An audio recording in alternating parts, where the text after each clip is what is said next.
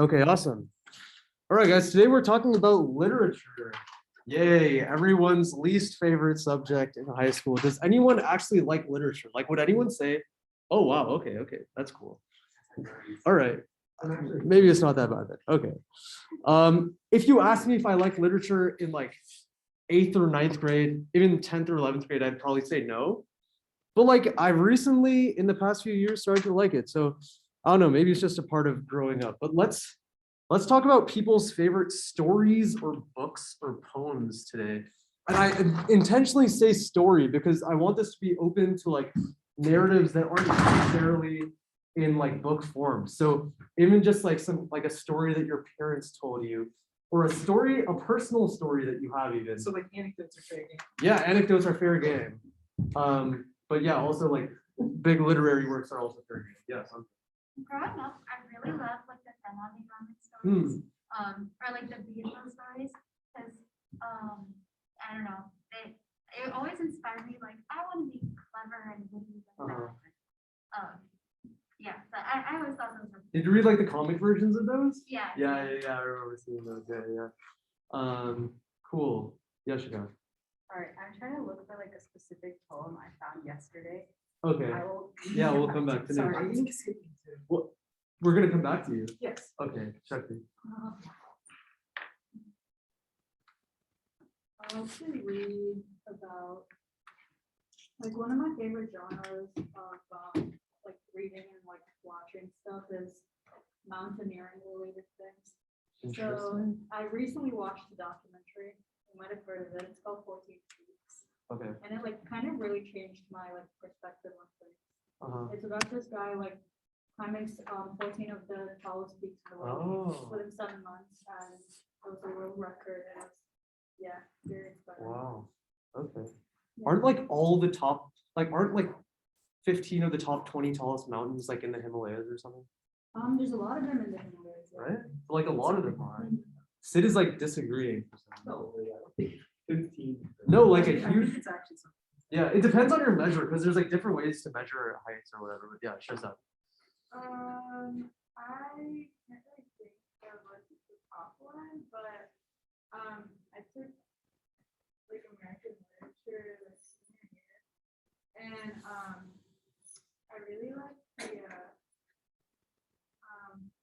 Their Eyes Were Watching God. Yeah, it's like really like a really deep story. Yeah, we didn't cover that in our English classes, but yeah, I've heard of it a lot. Do we want to go back to Anushka? In high school, right? I think the great Gatsby was one that was one. Just because it's like a lot of success stories in America. Or like, it's not like everybody. It was sort of a criticism from the Federation. Still like, I don't know. It divided a lot of people. Yeah. New Rich and Old Rich is definitely like a common theme, especially like Tanuj and I, like our English class, we were in Silicon Valley. So like covering it was very, there were like people in the class whose parents had like basically struck gold in like the startup world and whatnot. So it was an interesting story. John? I honestly don't know trying to think. We can jump to Milo. Yeah, come back. I like a lot of short story and myth. I also do like poetry. I think my favorite is probably when I heard the word astronomer. What is it about? It's like it's a short poem. It's just about this guy who this is like I think it's Walt Whitman, an astronomer lecturer and whatnot, and he just goes outside. And he watches this guy draw up all these like figures and explain how all like stars and everything work. And he goes outside then and just looks up at the sky. Enjoys it more when he just tasting it for what it is rather than for the figures. Interesting. Okay, Sid. I don't know if you know these comic books, like comics. Yeah. I think that's what she's talking about. So those and like punches on those. Yeah, and Tinkle Digest as well. Yeah. Yes, for fire. I read a lot of like sci-fi, like hard sci-fi stuff, and one that really interesting. I'd say probably my favorite is Distress by Carnegie. It's like about like. I've read something else by Greg Egan. Permutation Oh, City. yeah, Yeah, so I haven't read that, but I think it's my favorite. Yeah.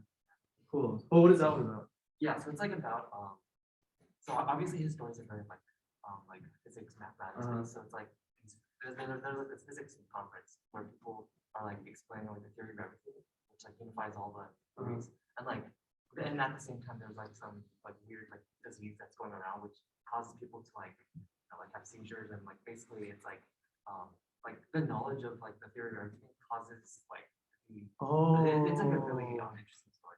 Interesting. Okay, cool. So I'll go with my favorite book, The Phantom Tollbooth. I don't know if you guys have read it, but it's a great kids book. Highly recommend it. Huh. I read it like 6 or 7 times now. Yeah, I've definitely heard that name a lot, but I never got around to it. John? Yeah. I'm a similar man. I really like the Treasure Guy. Okay. Yeah. Classic. Very like playfully bizarre, but like, I don't know, intricate. Yeah. I've watched the movie for that one, but never read the book. But yeah, the pop culture references with that are everywhere. And that's sort of what we'll see today. Like literature has like a huge influence on culture, and we can learn about cultures and the way that people think and go about living their lives based on how people write literature in their period. So with that, let's jump into like some, oh wait, first me. My favorite literature, I'll ignore like all Sanskrit literature for a bit. And I'll say in terms of English literature, one of my favorite literary works from like a literary point of view, I'd say is Gödel Escher Bach, which is a book I have not read, but it just seems like so beautiful. There's another Stuco about it, taught by Brandon Wu. Oh, he's also a cock sign. Yeah, he's also or he's switched to CS. covered. Yeah, but yeah, it's yeah. It's definitely possible. But yeah, like Gödel Escher Bach is like really interesting. It's sort of about like cognition and math and like patterns, I guess, like structure, like the structure of the universe and mind. And the author Hofstadter, Douglas Hofstadter, just like dances and like the analogies and like poetry kind of beauty of everything. It's definitely sort of like an intellectual circle jerk, but like it's still very elegant in a way. But yeah, let's jump into a timeline. So like every week, I guess for these past few weeks, we've been looking at like different ways to look at history from like these different points of view. Today, we're looking at it from like a literary point of view. With literature, it's a bit more complicated, right? Because people write in like one literary form for hundreds of years, and then it might go out of style and it might come back in style, or like the same literary form might be used for thousands of years, and there's lots of overlap. But like the general idea is that obviously we have the Indus Valley civilization up there in the back, right? Like 3000 BC to like 1500 BC. But then after that, I'm taking up way too much space with that. Let's say this is the Indus Valley civilization. But then after that, we have like 1500 BC.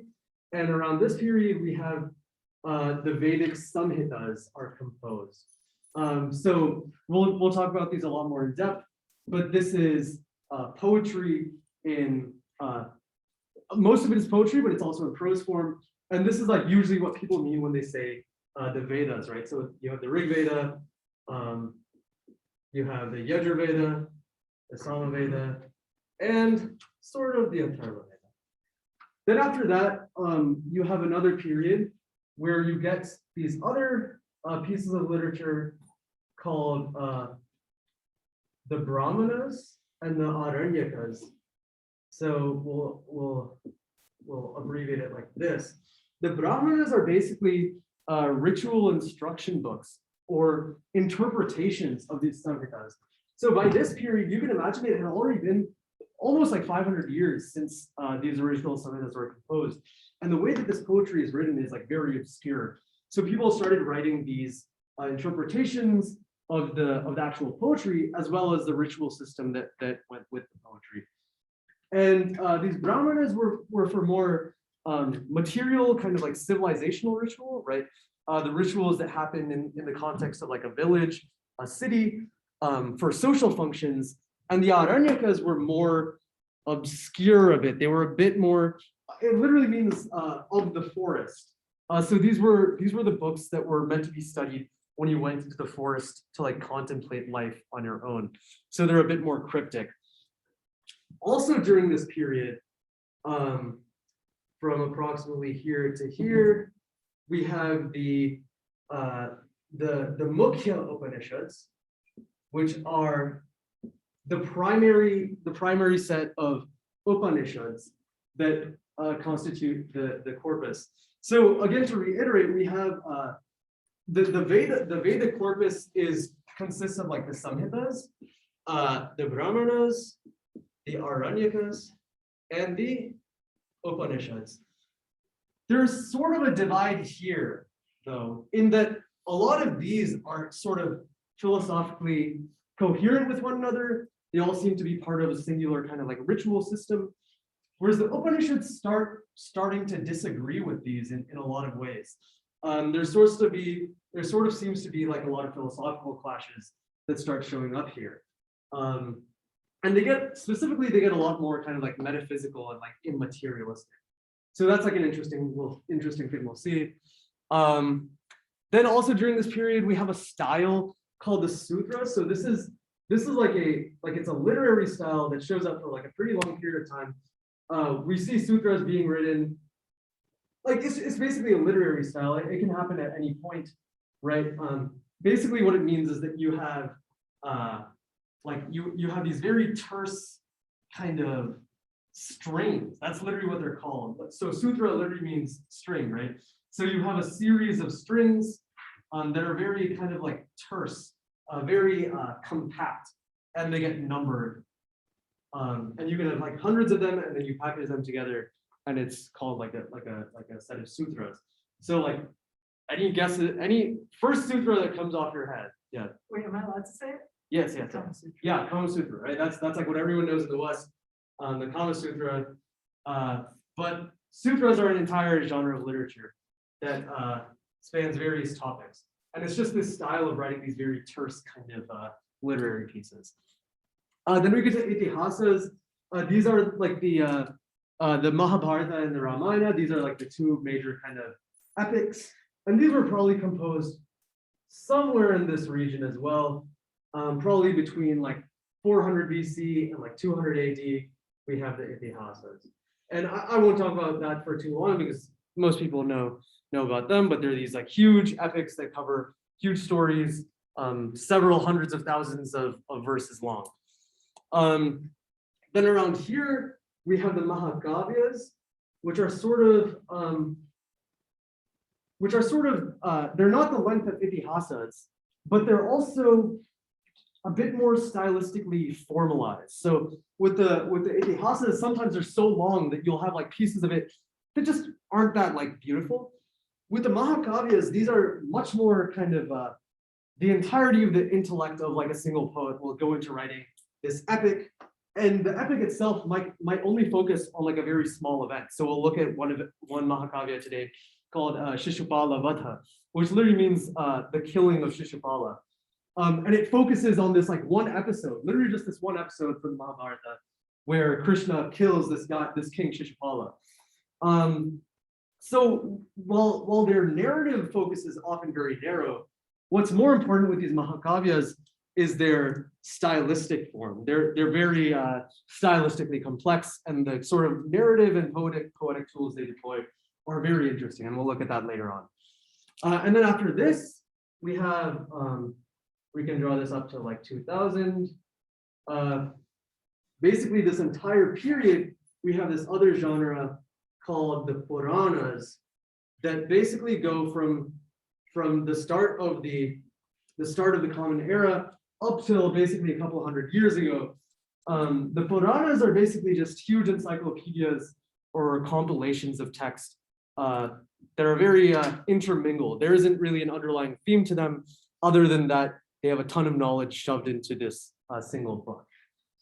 So yeah, questions or thoughts on this knowledge dump over here? A literary history of over 1 billion people. Everyone understands this? this is sort of the setup for the entire rest of the lecture, but okay, that's it. So where do, like, you know, the Ramayana, the Yeah. Mahabharata, where do they? Yeah, so the Mahabharata and Ramayanas are itihasas, so they show up around here, probably between 400 BC and 200 AD. They're written in the specific form of Sanskrit called epic Sanskrit, which shows some like weird linguistic quirks. So they're sort of hard to date because dating in general in Indian history is like, it's kind of a hard problem because no one puts like specific dates to anything. And internally the history isn't very well attested. Also with a lot of these huge literary works, they're compiled over long periods of time. It's not just written in like a few years. So it's hard to date those kind of like huge works. Yeah. So are these works like religious or like, are they like? So well, this is like a recurring theme in the course, right? Like where's the boundary between like religion and culture? I think it's very hard to draw, and I think for the vast majority of human history in most places, it's pretty hard to draw, right? So like for example, even in Europe, if you go look, the entire university system is based on like the Christian system of having a like a priest, and then you have a bunch of students of the priest, and they study the Bible together, and then the students go off and start their own kind of practices, or they become their own priests.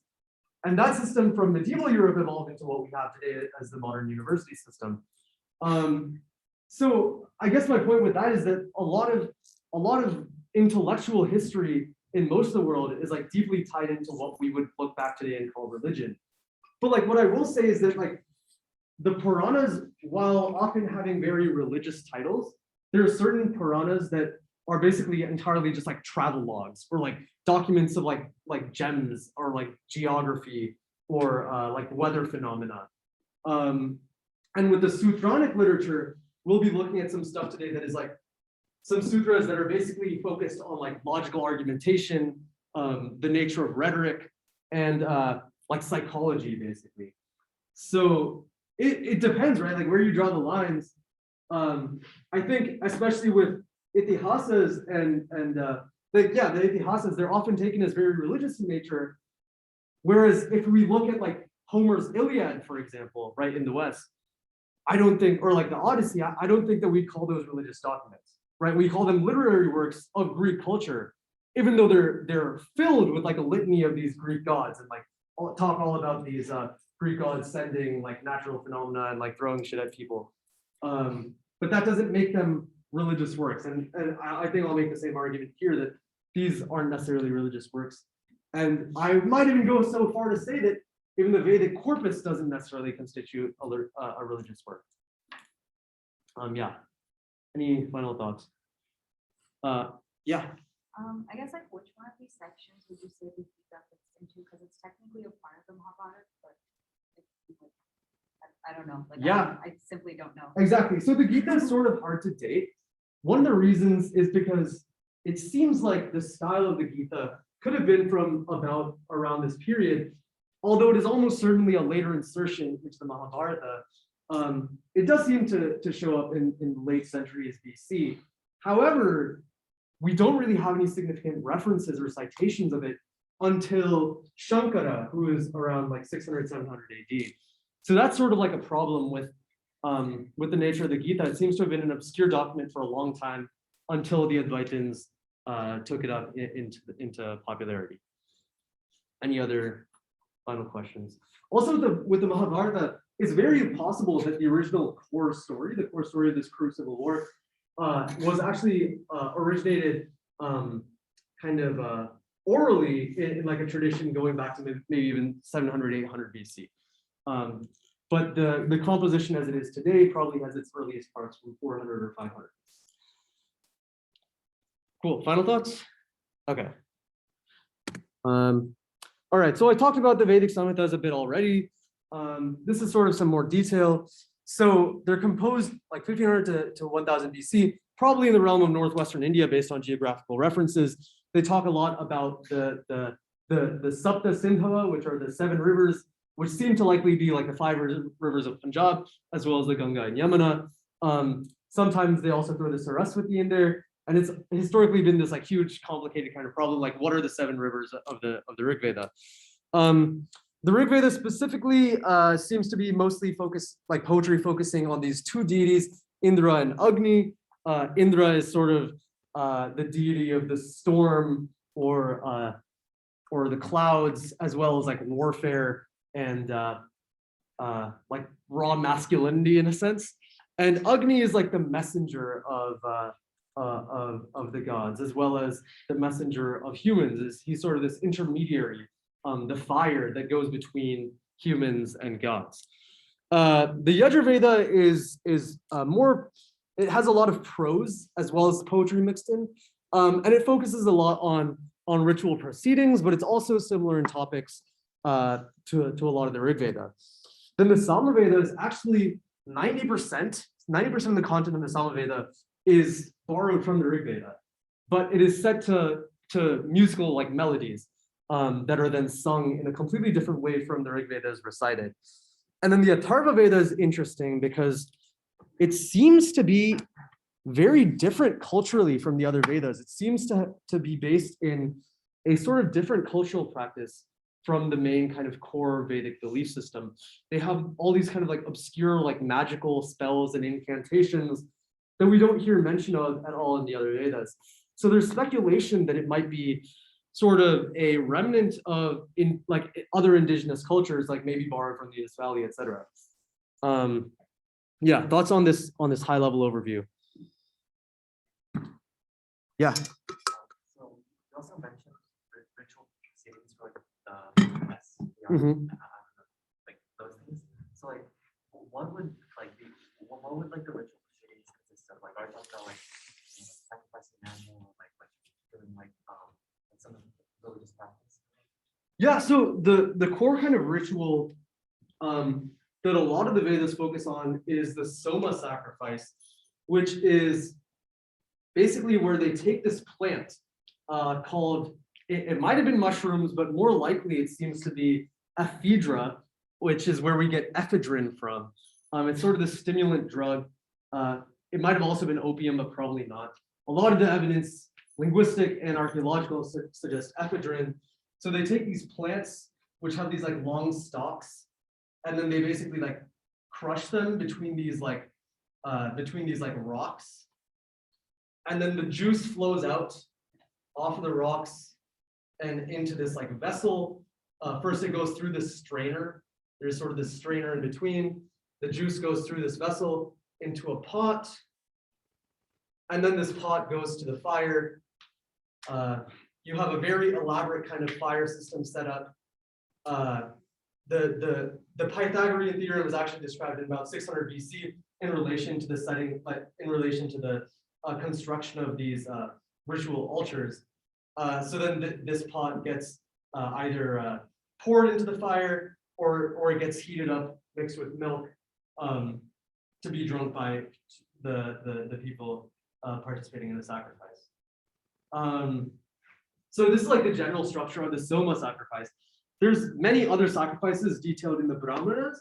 Some of them, like a lot of them perform social functions. So one of them is to convert people who have been like socially outcast back into the Vedic kind of like social circle. And one of the origins of that might have been this Indo-European practice where the youth between ages like 14 and 18 would be sent out into the wilderness in what is called the Korios, which is basically where they'd go and they'd turn into these like man wolves, and they'd rampage other cities and like steal cows and shit like that. And then they'd come back, and then after several years, they'd come back and they'd be readapted, turned back into humans, and become part of like the Vedic social system again. So there's like all these kind of systems that perform these social functions mainly. Yeah, does that answer your question? Cool. Any other questions here? That's a good question. I definitely needed to provide that kind of religious or ritual kind of context. Cool. Oh yeah. And so one of the like the four Vedas that you listed out, so like are those what people refer to like where like Hinduism came from? Like are those texts? Yep. Because like I thought like I guess you said before like you wouldn't think like the Odyssey or like the Iliad or like particular religious texts. So like if that's like what Hinduism is based on, then it doesn't have like any like what would tradition consider like religious texts, I'm not entirely sure what you're asking. Like, are you asking whether these are the texts that like Hinduism like descends from? Yeah. Yeah. Basically, that's the way it's generally treated. Yeah. Generally, Hinduism is taken to be the set of beliefs that like descends from like these Vedic texts that were composed in this period. Though there's been considerable change, right? And that's what we'll see over the course of today. There's a lot of change in belief system. Is it cold in here? I'm always. Oh, okay. There's considerable change in belief until today. But yeah, cool. Let's move on then. Okay. All right. So the Rig Veda has a lot of interesting features. One of them is this thing called the Bhatha system, where basically there's different ways to recite the same kind of text. So let's yeah, let me pull up an example right now. So this is a tool that I actually built out. I think I showed you guys a while ago. Did I show you guys this tool? Okay. Basically, this is a tool that allows you to do grammatical visualization of Rig Veda texts. I'm going to pull up something like this other link right now. So first, let's just listen to a recitation of the Samhita Bhatha of the first sukta of the first mandala of the Rig Veda. पुरोहितं यज्ञस्य देवमृत्युजम् होतारं रत्नधातमम् अग्निः पूर्वेभिर्ऋषभिरेड्यो नूतनैरुता स देवो एह वक्षते. Okay, cool. So this is that's the Samhita Bhatha. That's this form of recitation where you put all the words together. So last week we talked about sandhi, right? This mechanism where sounds that are sort of that get put together like next to each other in Sanskrit sort of mix. And that's what this Samhita Bhatha does. It basically puts these sounds that are next to each other and sort of combines them. So for example, over here, you have pura hitam, and that turns into purohitam. And the specific way that they're reciting it is based around the actual tones here, right? So you see all these tone markings. They say, for example, at the end, they say, Deva Mritvijam. That gets like lengthened at the end because there is a tone on the syllable previous to it. So since there's a tone on the syllable previous to it, the tone on the next syllable gets what's called a svarita. And in this case, it's a dirgha svarita, which means a long svarita. So it gets split into these two components. Jam. So there's a lot of these interesting features of the Samhita Bhatha. You also have the Pada Bhatha, where you take the actual words apart and pronounce them individually. And this is done to actually preserve the layout of each specific word in the text. So this is the Pada Bhatha, for example, where we pull these different words apart. Then there's Ghana Bhatha, which is a very interesting form of recitation. You guys can take like a moment to look at this. These are like the numberings of the words. Can you guys see the pattern here? Can I get any guesses to the pattern? Would you like to hear guess? It does increase numbers as it goes down. But like within a line, let's just pay attention to the first line. Like, what is sort of the pattern you see?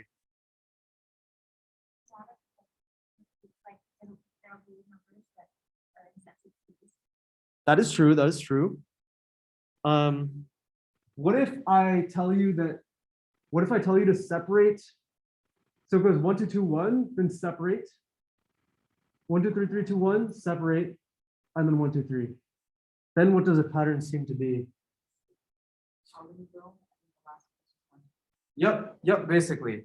So what the basic structure of Ghana Bhatha is that you you first, let's say we have 1, 2, 3. Let's just take 1, 2, 3 for now.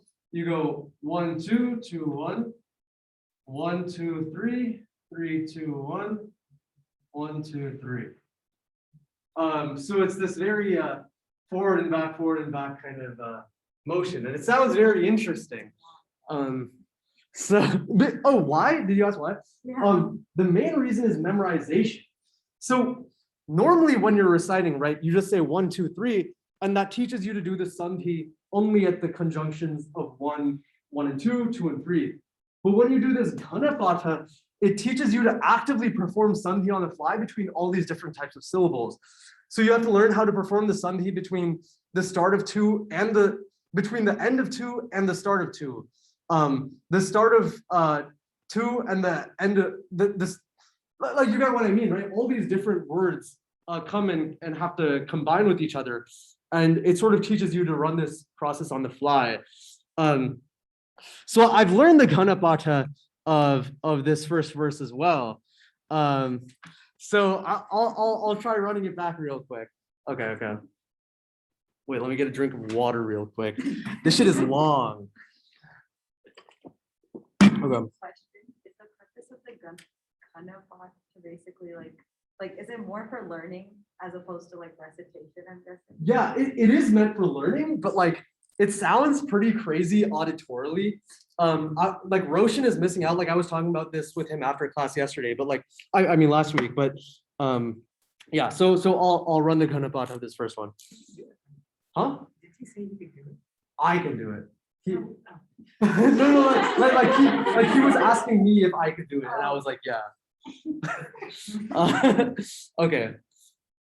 Agnimi ire agnimi ire purohitam ire agnimi ire purohitam. So that's the first line, right? The line 1 that we see over here. Okay. Now we'll move on to line 2. Ire purohitam ire purohitam yajnasya purohitam ire purohitam yajnasya. Line 2. Line 3. Oh, the numbers are the ordering, right? So the first word is so the first word over here is agnin, then the second word is ire, and the third word is purohitam. Oh, so each number like is a word. Is a word. Okay, Yeah, okay. yeah. Okay, so we'll move on to the third word now. Purohitam yajnasya purohitam yajnasya devam yajnasya purohitam yajnasya devam. So it takes a lot of breath. All right, next line, or I mean this is the last one.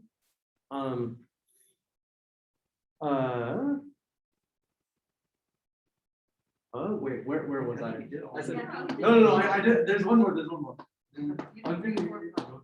Yes, yeah. I did 4, right? I did 3. 4, 5. Oh yeah, but we keep going until the end of the line. So basically you keep going until your sliding window finishes, right? So I did the first 3, then I did these 3. Now I just did these 3. So then let me do this one, right? This last one. Okay. Yajnasya devam yajnasya devam mritvijam devam yajnasya devam mritvijam. So then we finish the first line. Then we move on to the second line, but I'm not going to do that. And then you have the entirety of the rest of the verse, right? And you can imagine it takes way longer. But the point is that it helps you to sort of memorize how to perform these recitations. Cool. Any questions on that? Cool. All right. So then we have shakas, right? So a shaka literally means like a branch. So basically, when these are originally composed, they were entirely oral compositions. I should have said that. Writing doesn't get developed in India until approximately like over here. So until this point, all of these are oral compositions, which is kind of crazy if you think about it. These compositions were passed on for about 1,000 years before they were ever written down, which is kind of crazy. So that's why they had to develop all these memorization techniques. So during this period when all these verses were all this literature, this Vedic literature was getting passed down orally, it's sort of separated into these trees, right? So all these things sort of separate and turn into a bunch of different branches. And now we have these branches coming down to us as individual recensions, that's what they're called, of the original text. So there's slight variances between them. Nowadays, the only surviving shaka of the Rig Veda is the Shakala Shaka, which is what everything that we have now is from. The Bashkala Shaka was surviving until about a couple hundred years ago, but it died out as well. Each of the other Vedas have their own shakas. Each shaka also has its own associated brahmanas, as well as their own aranyakas, and sometimes their own Upanishads as well. Cool. Questions on this kind of process? Okay. All right, let's jump to the Riddle Hymn. This was supposed to be a riddle, but I sort of put in the answers on accident. Okay, so yeah, so it's kind of crazy. So the Riddle Hymn is very long. It's like, I don't know, 60 verses long. But it asks, so this is one specific riddle within the Riddle Hymn. Who has seen the first one as he is being born, when his boneless mother carries the one having bones? What does that mean? Can anyone provide an interpretation of what this might mean? Who has seen the first one as he's being born, when his boneless mother carries the one having bones? Damn, that's deep. Where is the life, blood, and breath of the earth? Who will approach the knowing one to ask this? Naive, not understanding in my mind, I ask about these imprinted tracks of the gods. Upon the full-grown calf, the poets have stretched the 7 warp threads in order to weave. So it's very cryptic, kind of obscure language. There's a lot of interesting features of this specific hymn. One of them I'll point out is the 7 warp threads, right? The 7 warp threads that they're talking about that the poets are stretching out. They don't provide a clear interpretation over here, but this sort of imagery of weaving a thread is often drawn in Vedic literature to the poets, right?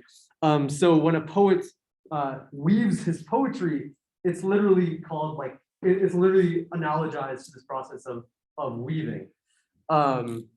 So the 7 threads that they're talking about likely correspond to the 7 meters that we talked about last week, right? We talked about the 7 major meters of Sanskrit literature, Anushtum, Gayatri, Drishtam, etc. So that is likely what that specific phrase is referring to. Unperceptive, I only know it in Sanskrit, not in English. Unperceptive, I also ask the perceptive poets about this in order to know, since I am unknowing. What also is the one in the form of the unborn that has propped apart these 6 realms? Yeah, I'm not sure. Guess the riddle. Guess the riddle. Who is the one with the boneless mother? I don't know. No one really knows, actually. This is it's like an actual riddle. Like people have it unsolved. We can pull up the interpretation in this one textbook over here. The interpretation goes on for pages. There's these other sections, right? 12 spokes the wheel of truth. There's also this other thing where it talks about like the 7 days, sort of, the 7 sisters, triple naved. It's interesting. The 7 harnesses of the chariot with a single wheel. This, yeah, the equal sign are guesses over here that the author is like inserting as like guesses as to what things are. But they're very sus. Like it's hard to know what these are supposed to be, and often they're going to be like double meanings, right? So for example, what we were looking at, who has seen the first one as he is being born? the first one is often Agni, right? The fire, the ritual sacrifice, but it can also refer to the sun, because there's this sort of cosmological correspondence, right, between the fire of men and the fire of the gods. There's like this equivalence that can be drawn. And depending on the way you interpret it, the meaning of the rest of this stanza might change. Yeah, okay, cool. Next, let's go. Oh yeah, Milo. So what is the why? Why are they Where? like why are they riddles? Are we just calling them riddles? Because we don't understand? I mean, Meant to be riddles. they're basically meant to be riddles. So like, do you know why they're riddles? Like, why did they write this? So there's this phrase in like Vedic Sanskrit that basically says something along the lines of like, the gods love the obscure, or like the gods love what is like out of sight. That's like the literal translation.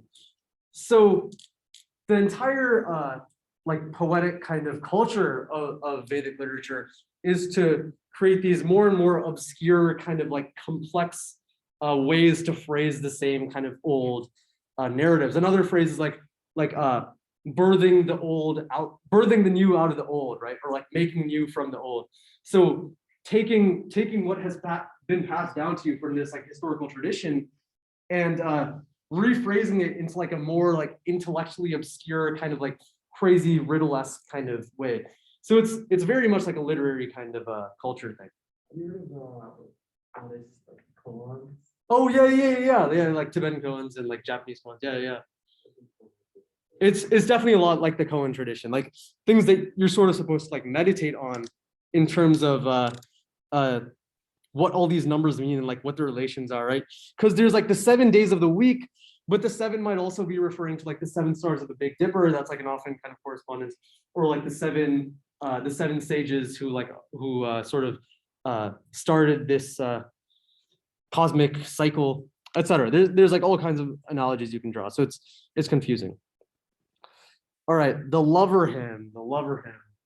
So Indian literature has a interesting habit of always having something kind of throwing in a bit of sus kind of sexuality in every layer of literature. So like in this layer, like the Rig Veda, you have like this hymn. There's like sections of the Brahmanas that also have this. There's sections of the Upanishads which compare the ritual sacrifice to human genitalia. Kind of crazy stuff. Specifically, it compares the smoke to pubic hair. So that's like sort of an interesting parallel. Specifically, this hymn, the lover hymn. Do you guys want to read this to yourselves? Does someone want to read this out? We'll do it. We'll do a line by line reading. Who wants to read out the first line? Milo. For many autumns I have been labored, evening and morning, through the aging dawns. Old age diminishes the beauty of bodies. Bullish men should now come to their lives. Indeed. So Lopa Mudra is this woman. She's this female kind of wife of a sage who is laboring away kind of to do this like ritual kind of like penance, sort of in his own sagely asceticism. Okay, line two. Line two, John. For even those ancients who served the truth and at one with the gods spoke truth, even they got out of harness, for they did not reach the end. Wives should now unite with their Husbands. Yes, they're bullish husbands. Yeah. Interesting. So basically, Lopa Mudra here is like getting a little horny. She's like, dude, you've been doing your like asceticism for like years. Like, come on, bro. Like, I'm married to you. You have to bullishly come to me, you know? Okay, line 3. Yes. Not in vain is the labor that the gods help. Can you speak up a little bit? Oh, not in vain is the labor that the gods help. Let us too take on all contenders. Let us too. When When hear the context of 100 stratagems, when a united couple we will drive on. Line 4. The lust of a mountain bull slash waxing penis is come to what's the origin from there from everywhere. Lopamudra. The bullish one pull out. The steadfast man is the fighting woman step on. Interesting word choice. The translator there also, like, I'm not sure about that, the word choice towards the end. But yeah, like the general idea is pretty accurate. Lines 5 and 6 are sort of like an addendum. Does anyone want to do them real quick? Yeah. This soma within my heart just drunk do I. Yep. Whatever offense we have committed, let me forgive that, for of many desires this mortal man. Do you want to do 6 too? Should I read that whole? Yeah, sure. Okay. Agastya digging with spade, seeking offspring descendants power. With regard to those colors, the mighty cedar grows. He arrived at his hopes, which came true. Yeah. So this last line is last couple lines are a bit cryptic. This soma within my heart, right? So soma is this sort of a ritual drink that we talk about. And it sort of causes the person to feel like they've turned into God, like these amazing feelings of grandness, etc. So after he has bullishly come to his wife, he feels like there is soma within his heart that he had just drunk. Interesting. And then in the second line, we hear about these 2 colors. So this specific interpretation, they bring out this interesting idea that within the context of Vedic religion, there's these 2 kind of conflicting paths, right? The religious man wants to, on the one hand, have many sons and be productive as an individual in Vedic society, which is sort of like the Brahmana kind of social aspect. But then on the Aranyaka Upanishad side, he sort of wants to become this ascetic who perfects his internal kind of mental and spiritual capabilities. And the wife is sort of seen here as like a mediating factor in that, right? The wife allows him to break his asceticism for a bit, have children, and then basically say that like it's not my fault that like I like fell to lust like my wife wanted me to. So in that process, he's basically able to have success with both colors, right? He's able to have offspring and descendants, and at the same time, he's able to procure this kind of like ascetic spiritual power. So that's sort of the specific interpretation. I'm not sure whether I completely agree, but it's like an interesting way to look at it. Cool. Any thoughts on this lover hymn? Do you guys want to take a look at the Sanskrit real quick, or I don't know? Oh shit. Okay. Yeah, we probably won't. Okay, we should definitely speed up. Yeah, we literally just covered this. We have literally 3,000 years left to cover. So I don't know how we're gonna do that, but it'll happen. Okay, the Upanishads, right? The Upanishads are composed over this period, approximately 500 BC. Buddha is born, and Buddhism completely changes the religious spiritual landscape of India. So the Upanishads are sort of composed during this time, and there's this interesting milieu where the old Vedic ideas start to intermingle with these new Buddhist ideas. And we sort of see that as the Upanishads go on. This is just a list of the 10 Mukhya Upanishads, the major ones that are composed during this period.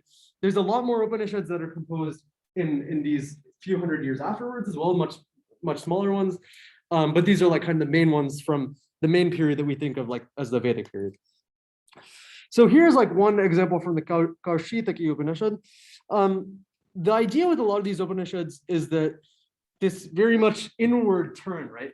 You go from having this external fire and these ritual social proceedings where there's this social unity that focuses on the sacrifice to this more internal kind of development of the internal kind of spiritual self. So this is sort of like an abbreviated version, but the Kaushitaki Upanishad says, One should not desire to understand the speech, but should desire to know him who speaks.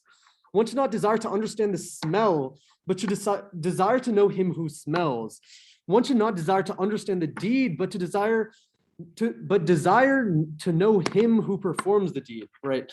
This idea that like, it's not about this physical world, it's about the perceiver internally that perceives this physical world. This sort of idea of metaphysical solipsism is one way to look at it, where it's like this, we have these like, this is a human eye, right? And this world exists out here, etc., right? Blah, blah, blah, blah. But would this exist if it weren't for a person internally to perceive it, right? If a tree falls in the forest and no one is there to hear it, did it actually fall? That's like the common way to phrase it, but I think it's like, it's a bad way to think about it because it implies that it already happened, right? Like if you talk about it like the tree has already fallen, and then you're asking about the perceiver, then it sort of trivializes the question. It's more so like, do I internally construct reality, or does reality exist and I just perceive it? And this is all obviously a problem in like modern cognitive science and like psychology as well. There's a guy called Donald Hoffman at UC Irvine, whose research focus is basically like his broad ideas that we don't actually perceive the real world. We have these interfaces between the world that allow us to do what is like evolutionarily most helpful. So like our perception isn't like the underlying physics of the world, but rather like an interface that allows us to like eat food and whatnot. Is that like objective? It is sort The of. fact that like optical illusions exist and things like that prove that there's some kind of layer. of Definitely. perception and processing, right? Exactly. No, you're 100% right. Like there is like obviously something is happening in the brain that goes between our perception and the real world. It's just a matter of like how big is that, like how significant is that process, that filter, I guess, right? Yeah. Any other thoughts on this or like philosophy of this like internal kind of internalistic philosophical ideas? Donald Hoffman. His book is named Reality is Not As You See, or some shit like that. Cool. Any other thoughts here? Okay. The Mandukya Upanishad. Okay, this is another book from like 300 BC. This is also post Buddhism. There's this increasing trend where they want to basically say the inner perceiver, right? Now we're talking about this like inner self that is sort of like constructing the real world. And the problem is that there doesn't really seem to be a way to describe it. And very often when we're talking about this phenomenological self, right, the self that perceives, it gets intermingled with the ideas of thought and perception, but that's not what it is, right? It's not about sight. It's about like the fact that it feels like something to see. And that's sort of what they're trying to emphasize here. So they provide all these negations, right? In Sanskrit, negation is performed with the prefix right? Which is actually etymologically related to like in like Greek, etc., etc. But you see all the words that start with over here, those are like negations of characteristics. So we see not inwardly cognitive nor outwardly cognitive, not both-wise cognitive, not a cognition mass, not cognitive, not non-cognitive, unseen with which there can be no dealing, ungraspable, having no distinctive mark, non-thinkable, that cannot be designated, the essence of assurance, of which is the state of being one with the self, the cessation of development, tranquil, benign, without a second, such they think is the fourth. He is the self, he should be discerned. What they mean by fourth over here is this idea of four realms of consciousness. There's being awake, then there's dreaming sleep, and then there's deep sleep, and then there's the fourth that pervades everything. So they have this like crazy kind of it's interesting because it's sort of empirical, right? There's actually sections of the Upanishads where they talk extensively about conscious states, the relationship between like wakefulness and dream states, et cetera, et cetera. And it's very interesting how they draw out this huge emphasis on the fourth state that is like, you can sort of think about it as getting deeper and deeper, right? We're wakeful and we have access to this material world, et cetera. We're dreaming, we don't have access to the material world, but we can imagine the material world. We're in deep sleep. We sort of still exist as a self, right? We wake up and we can then go about doing our daily kind of activities, and our self is still sort of in there somewhere. And then there is the fourth stage where none of that exists. It's just non-linguistic. That's like the only sort of way to describe it, I guess they eventually arrive at. I won't get into that now, but like there's some very interesting linguistic arguments about the fact that like the question of whether this self has qualities, right? And whether you can describe it with words, because they're trying to describe it with words. That's the only thing that we have at our disposal to be able to describe anything. All right. So interlude for discussion on thoughts on this sort of very striking philosophical change from this social structure where we have this fire at the center and these milk and ephedrine sacrifices, to this internal turn where they're like the self. Damn. Any thoughts on that change, that huge philosophical contrast? What do you guys think? Like, which one is like more true to you guys? Do you think one of them is more socially or philosophically true than another? Do you think there's a fourth state of existence that is deeper than deep sleep? What would that be like? Yeah. Like for deep sleep, are you like just not conscious? Like, or are you like, if it's like a dream before, like, what exactly? Deep sleep is like dreamless sleep. So like they basically postulate that like we still continue to exist and we're like perceiving ourself, and like we still perform like basic like functions like breathing and everything, but there's no like visualization there, but there's like a level of being deeper than that where there's like no perception whatsoever. Can you go over the different states again? Yeah, there's like wakefulness, like dream sleep. Actually, that's a bad way. We'll say REM sleep because that's basically what it is. Then deep sleep, and then turiya or chaturiya. Word it. Yes. Yeah, those are the four stages. Yeah. This might seem like a silly question, but I mean this in all seriousness.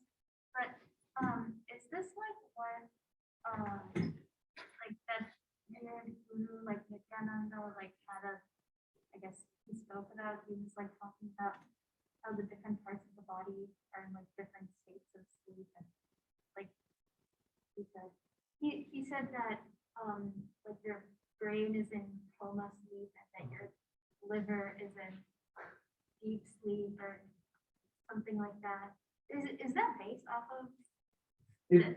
It might be. I have no idea what that specific like talk you're referencing is, but it might be. I'm not sure. Because whenever I see that, I just think of it as a joke. Yeah. Yeah, I don't know what it means for your liver to be in coma sleep, but yeah, interesting. Cool. Any other thoughts or questions here? I mean, arguments can be made for like hallucinogenic things, right? In what sense? I mean, like your perception of reality is so different, so altered in a way that's different from a dream state, that you might have a degree less of control than some of the other states. Yeah, I think they probably argue that hallucinogens are for the most part still in this dream state, just because you still have active perception, although you might have really impaired kind of like thought processes and like really trippy visuals. They're still fundamentally visuals, right? But there is always the like ego death, right? I think that ego death is in a way very close to turiya, in the sense that you stop thinking about all the sort of adjectives, all the predicates that you can put on yourself, right? Like, I'm a human, I go to school at CMU, et cetera, et cetera. Instead, it just sort of becomes selfhood, personal experience. So it'd be interesting to like see what they think about hallucinogens. And sort of the reason why we don't think that this was probably not a hallucinogenic substance is that if it were, then we probably see a lot more discussion about it in the Upanishads, but we don't see too much reference to hallucinogens in these texts.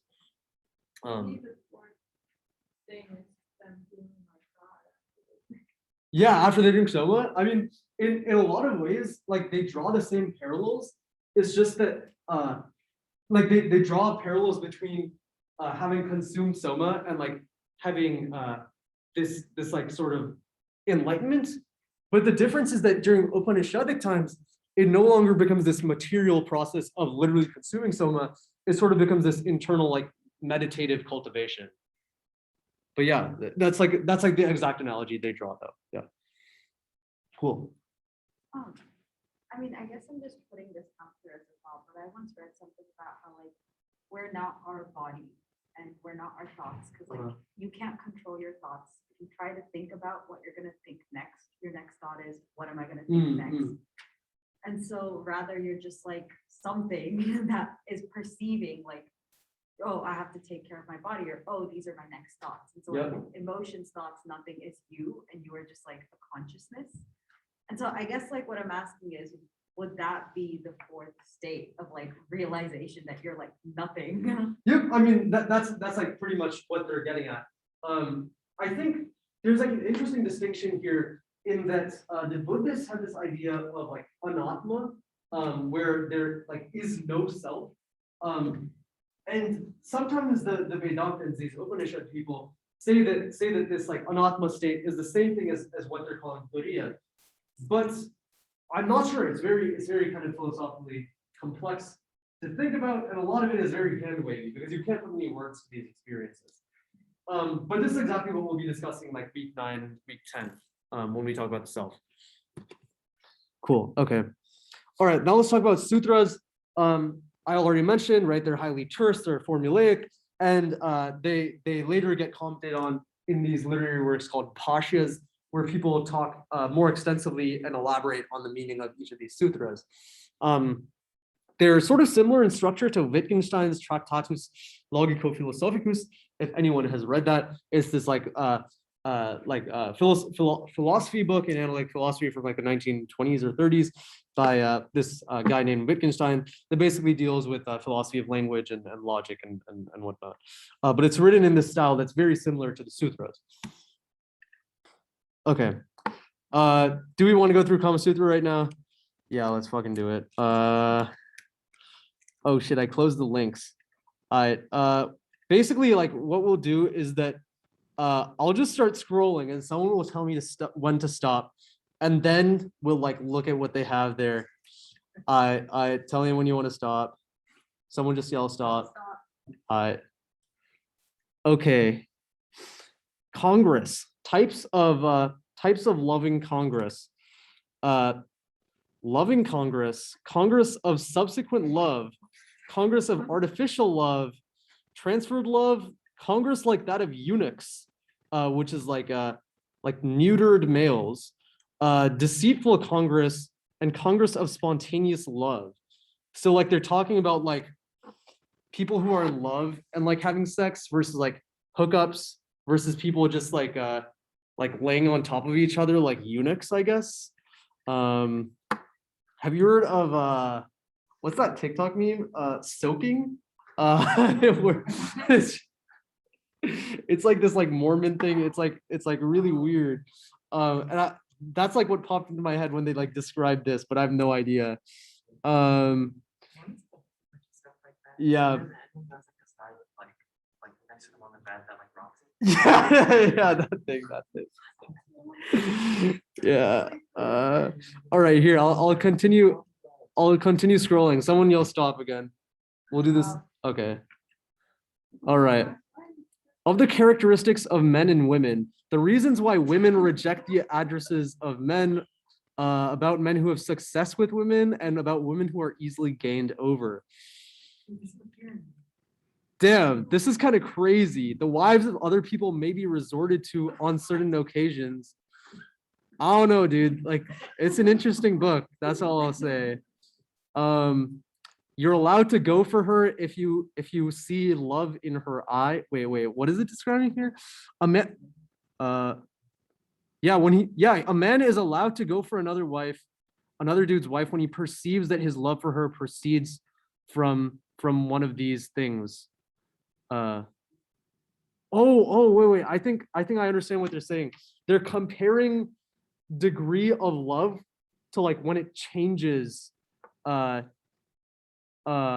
degrees. Wait, so he's basically creating a 10-point scale and saying that like if she goes from like loving you at like a 4 to like loving you at a 5, but she's another dude's wife, you're still allowed to go for her. That's basically what he's saying. Like if she would like starve herself for you, but then would like start turning away objects of enjoyment, that means she's like more into you, which means you're allowed to go for her. That's basically what he's saying. I have no idea. It seems like it would be the other way around. I think it's saying that like when you go from like a level 4 to like a level 5 or 6 or whatever, then you can go for her. Oh. I don't know. His love for her. Yeah, you're right. Yeah, that's kind of crazy. All right, let's do this one last time. I'm like losing brain cells. Someone say stop. All right. Other means of invisibility. Intriguing. Oh, this is talking about like going to brothels, I think. About the women of the royal harem. That's kind of crazy. Yeah, you guys can like sort of skim this yourself. I'm not sure I want to read this. But that being said, there's actually like this opening section where it's like yeah, you shouldn't like read this stuff unless you're like old enough and like whatnot. And it actually provides like a philosophical argument as to like why this book should be written. Like basically this first objection is saying that like kama or like love is like too kind of like meaty to be dealt with in a book. And then he provides like this like philosophical justification that like, no, dude, like unless you read about this about love in this book, like your wife is like not going to be into you anymore. So like you have to study the art of love making. So that's like he basically gives all this explanation. And then he also says some other stuff about being like of the right age and like in the right part of your life, etc. So it's like grounded in like logical stuff, and it's like obviously a work of its own time and culture. But yeah, John. Yeah, it was written by a single dude named Vatsyayana in like 200, 300 AD. I think like it's approximated to be from the early century CD. Yeah. I am not sure. You have to do some literary study yourself to see that. And actually there's an entire literary genre of Kama Shastra, which means like the study of love. Like some of the other famous ones are Rati Rahasya, The Secrets of Love. There's several other books like this that are composed over the centuries. Cool. Any final questions on this Kama Sutra? Okay, that's interesting. Yeah. All right. Change in topic, quick change in topic. Even though it's a sutra, we like this is theoretically part of the same genre of literature as what we were just looking at. But the first line is perception is that knowledge which arises from the contact of a sense with its object and which is determinate, unamenable, and no erratic. Intriguing, dude. These are so like this is part of the Nyaya Sutra, which is a text that describes the foundation and structure of logic, how you go from logical statements of one form to logical statements of another form, how you can make logical deductions and so on. And there's this one proof that I don't want to spend too much time on, but basically he goes through this argument where the opposition is saying that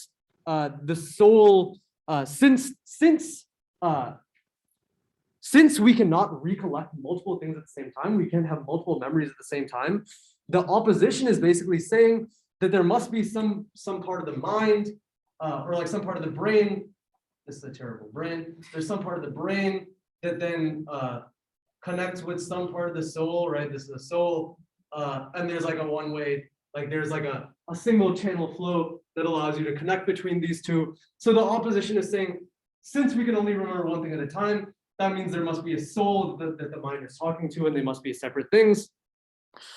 Then the first response that they provide is that they say, no, because the body is the mind is inside of a body, and it's within the body that the mind gets its memories, etc., and has all its functions. So it's actually you don't need a soul to describe this phenomenon. And then they say, the opposition says, no, you need to prove this. You need to prove that the mind only exists in the body and not somewhere else. And they reply, no, because a person is found to sustain his body even while he performs an act of recollection. Basically, what this means is that like I can stand up and I can like walk around and I can like think about like what I ate for breakfast yesterday. And that's basically a proof that the mind is like existing in the body. And then the opposition says, no, that's actually not what's happening. Instead, the mind is moving swiftly. So when you're moving around and you're like thinking about breakfast, your mind is like jumping from like breakfast to like walking to breakfast to walking to breakfast to walking. But then they reply, no, because there's no fixed rule as to the duration of the recollection, which means that I can be thinking about breakfast for like hours and walking around. And it would be absurd to say that the mind can just like leave the body for this long. So then, so this is literally just like one section where they prove this like one, they basically draw out this like one argument in like psychology, basically, that shows that they're sort of like materialistic in a lot of senses from this psychology point of view. Questions on this or thoughts? Yeah. When they say that the mind can only retrieve like one memory soul at a time, it sounds like a computer trying to retrieve like data from some sort of cloud. And I don't know, I just thought that parallel was kind of interesting. Yeah, exactly. Yeah, I think like it's hard to interpret these things because they're in like sutra form, they're so short, right? But like this is like my interpretation that like the opposition is basically saying you can only pass data between a channel in like one way at a time. So that means there has to be some external soul that or like since it seems like only one thing is being processed at a time, that means that there must be a channel that is like sort of bottlenecking this input. Yeah, Chris. So is this like one of the first attempts at the mind body problem? When was this? Nyaya Sutra is it's very hard to date sutra literature because like the way they're written is sort of like unnatural. But it might be as early as 200 BC. But the mind body problem is actually contemplated in the Upanishads as well as in a very high level form in the Rig Veda as well. There's this verse that talks about the bird that eats the fig and the other bird that watches it. So like this is the problem of like having one, like in one sense your mind is dealing with the world and interacting with things, and then on the other hand your mind is like observing your entire sensory kind of input, right? There's like a phenomenology to it, right? Like your brain deals with all this material stuff, but then there seems to be like another component there, like a soul that is like watching you do all this stuff. So like mind body problem, like it's a huge problem in like Indian philosophy, definitely in general. Yeah, and we're gonna talk about it more in the future. Any other thoughts here? Okay, cool. All right, can anyone give me a quick summary of the Mahabharata in like maybe like 20 seconds? Yes.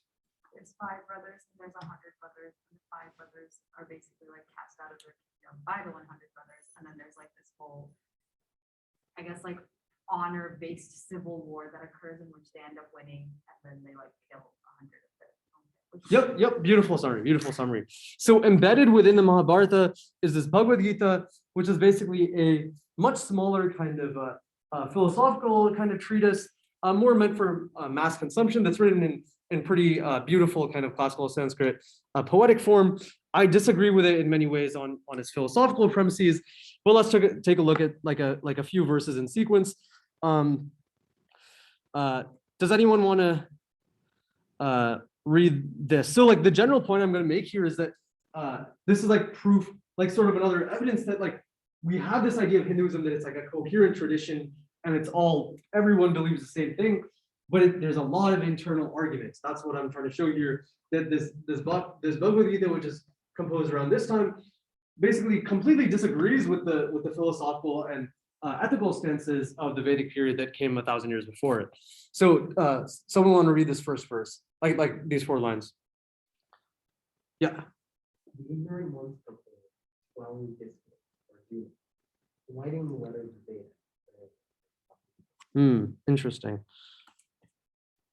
Next. Sid. Full of desires, intent on heaven. They offer rebirth of the fruit of action and are addicted to many specific rights aimed at the goal of enjoying. So basically, like Krishna is arguing here that like the Vedic people are very obsessed with these kind of like material kind of gains, and they're sort of obsessed with these ritual kind of rites and flowery language. Blah, blah, blah, resolute insight in meditation is not granted to those people. Does anyone want to read this one? Oh, Yasha. I didn't even raise my hand. Yeah, I was gonna pick on you. The Vedas are such that their scope is confined to the 3 qualities. We agree from those 3 qualities are indifferent towards the pairs of opposites eternally fixed in truth, free from thoughts of acquisition and comfort, and possessed of the self. Yeah, so now Krishna sort of preaching the same kind of idea of like self-realization, this internal like abstract Atma that we hear about in other places, and letting go of all like the Vedic rituals and all those material rites.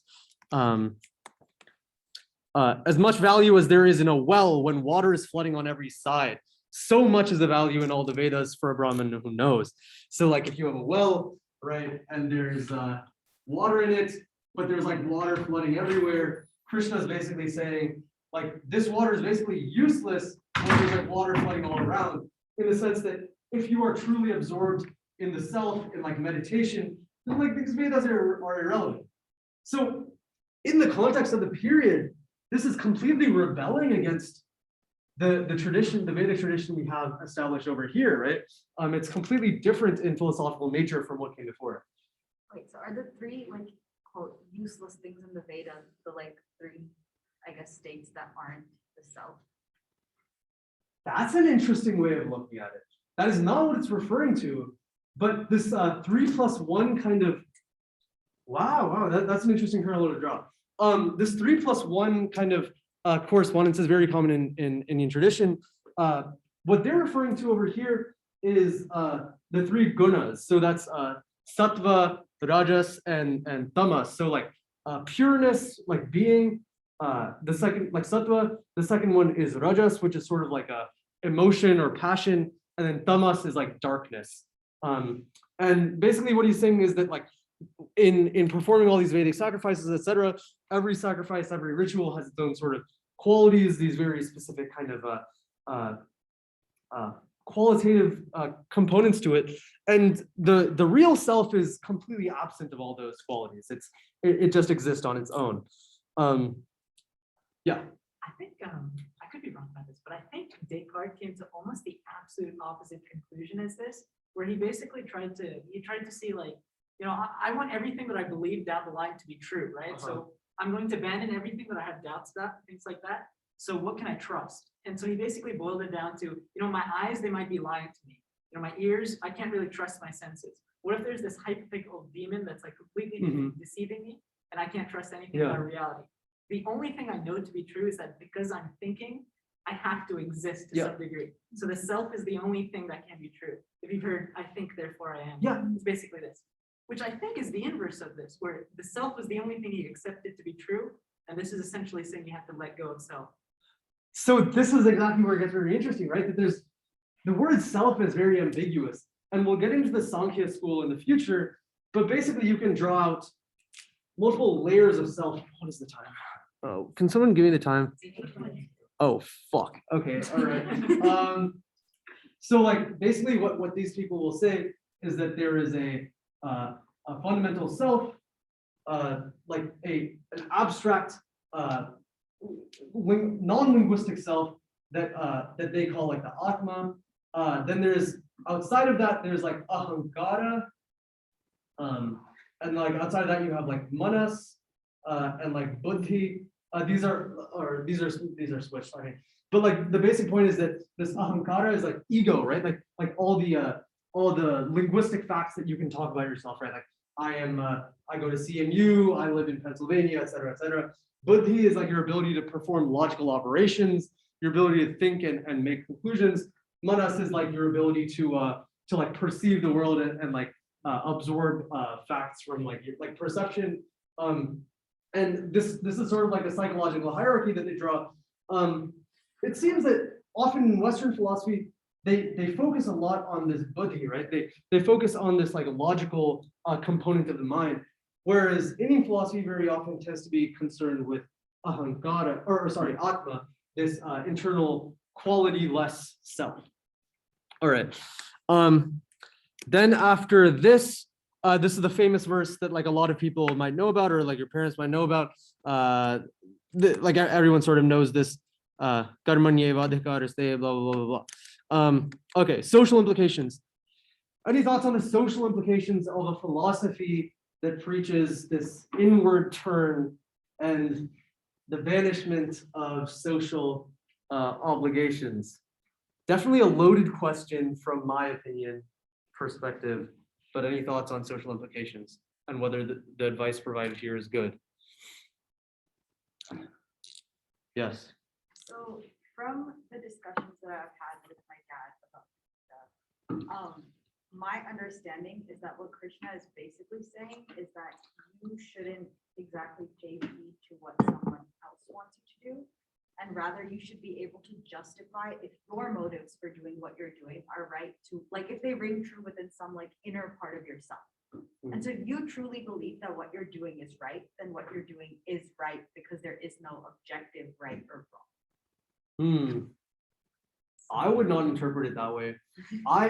So like Krishna is very obsessed with this idea of dharma, right? That like there is like true duty, and every person's duty. There isn't an objective duty from a grand point of view, but every individual person has their own duty, and that is objective on a personal level. That's sort of like my interpretation of what Krishna is saying. But my point here is more so that while Krishna goes a long way in the Gita talking about duty, towards the end, his like final thesis is more so forget your duty, just be like devoted to me. This idea of like bhakti yoga, that all these worldly kind of implications and obsessions, obligations, all of those are irrelevant. Just become immersed in the self, in devotion, and everything's gonna be fine. And that's sort of like where I have a problem with the philosophy here, and why, despite its intense ritualism and in some ways religiosity and orthodoxness and spiritual and like a rituality, I think that this the Vedic corpus is a much more socially kind of conducive means of building a society. Any other thoughts on the Gita or Krishna's advice here? All right, last few slides. The Puranas, this is basically mostly unorganized compilations on a bunch of topics. They're composed over like 1,500 years, basically from the start of the Common Era down until later. They're very sectarian. So like you have Puranas that are named like the Vishnu Purana, and it's obsessed with Vishnu and all that stuff. There's the Bhagavata Purana, which is like very common amongst the Vaishnavites. So like here's like sort of a characteristic verse. Like only those who like pray to like Krishna, etc. Only those will see his full glory and know the creator of the universe, blah, blah, blah. So very sectarian in that sense. And this is sort of like the overwhelming trend in the medieval era in India. You have this increasing sectarianism and obsession with these specific deities, these specific gods. Whereas in the Vedic period, even though you had all these deities, right? You had Agni and Indra, they all sort of collaborated with one another. They were part of the same kind of narrative. All right, now let's finally get to Mahakav, or any questions here? Okay, Mahakavyas, these are like the definitional classical literature. I was sort of talking about like how much work they put into narrative, how much work they put into literary style, not much so much on the narrative style, but they have to meet a lot of these literary requirements, right? So they have to include this like list of imagery scenes. They have to describe mountains and courts of priests and or like courts of kings and a lover sailing away from their beloved. There's like a list of literary requirements that they have to meet, and they have to do it in these very specific poetic styles that meet these very rigorous kind of metrical requirements. So the specific one that we're going to look at is the Shishupala Vadha. The Wikipedia page on this is insane. I didn't even make slides out of it because like the Wikipedia page is just like so good. I actually know the guy who wrote this. I don't know him. I talked to him on the internet, but like I like to say that I know him. So this first thing is like this first verse that they pull out is that you can basically read it in like two ways. One of them is basically like a praise of Krishna. This is from a letter from Shishupala to Krishna, and he's basically saying, you delighted the cowherds and like you slay the demons, etc. But like an alternative reading of it is basically, by having sex with the wives of the cowherds, you acted criminally and slaughtered justice. Your career has hit rock bottom. The people say you got what you deserved. So like completely like demolishing Krishna, and you can like read it in like either of these ways.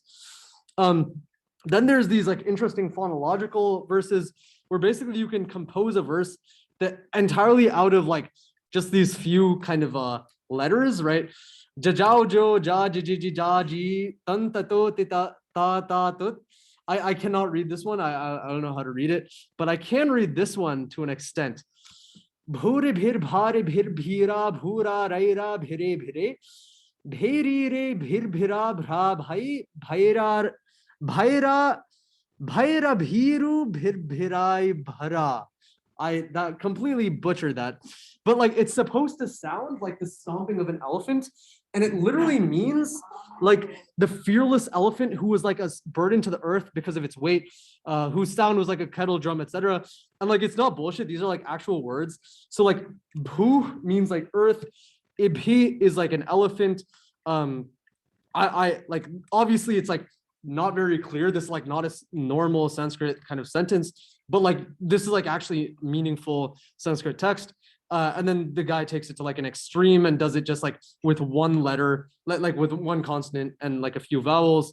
Then there's these interesting palindromes, right? So varna gaga bhirasa sara bhi gagana rava karita rivadhasena nase dhavaritarika.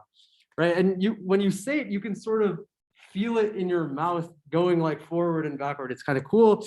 Oh shit. Then we have these crazy palindromes, where basically he goes in a square palindrome shape. The idea over here is it's a syllabic sator square, which means that in each direction it reads the same. So if you look from the top to the left, sakarana sakarana narahakasa, sakarana narakasa, right? Those are the same. And then you can read like in wait, what's the way to do this? Oh yeah, like I mean, this is the same, like this is the same forward and backwards. This is the same forward and backwards, right? So kaya sa da da da. Kaya sa dadasayaka, kaya sa dadasayaka. And like the actual thing is over here just for clarity, right? You can sort of see, like, do you guys see what I'm talking about? Like it's like a multiplication table almost, where it goes across the transpose. Symmetric matrix. Yeah, exactly. It's a symmetric matrix. Over if you flip it on itself at the bottom, right? And then the dude gets even more crazy. He shapes it into a drum where, look, you see these like little sine waves almost? Like you have these like thingies over here that like repeat themselves. That shit is crazy. The first, second, third, and fourth lines give the same text when read along a drum pattern, right? So when you go like this, sa se na gama na ram he, or if we start over here, wait, I do not remember how this works, but it's like some crazy matrix shit. Can anyone figure out how this works? Like, I don't want to read the Wikipedia page. This is like a good riddle almost in itself. Right, so there's like a sine curve in the dark blue. and Yeah. then It's reflected across, like imagine an x-axis in the middle, it's like reflected in the light blue. And then there's like a cosine curve in the red, and then that reflected in purple. Ah, yes, yes. Oh my gosh. Yeah, no, it's wild. I think I see what you're saying. Yeah, Right, yeah. good pattern recognition. Okay. Then he does this. I'm not even gonna try, but somehow it does some crazy stuff. Could you send this Wikipedia page on the Discord? Yeah, I mean, you can Google it. Just memorize this whole phrase. Like it's not that bad. Yeah, just like search it up. I mean, you'll find it. I think. So what did you say? What? Yeah. So it's like the narrative, like in the Mahakavya genre, like the narrative is not as relevant as like these kind of like linguistic and like poetic kind of tricks. And it's basically like a intellectual battle between these poets to see who can phrase the same kind of like simple stories in like ever complicated, like more poetic fashion. Cool. Any questions on this or Puranas? I know I did stop for Puranas. Thoughts? Okay, discussion. What's the time? Okay. Yeah, let's probably chill then. One of these days when we finish early, we'll go over last week's questions. There's some really good questions here, and I want to get to them, but probably not today. If we stop before 8:15 on any given day, we'll go through those questions. Cool. Okay, I think we're good. Unless there are any other questions, but yeah. Sounds good. Thank you guys.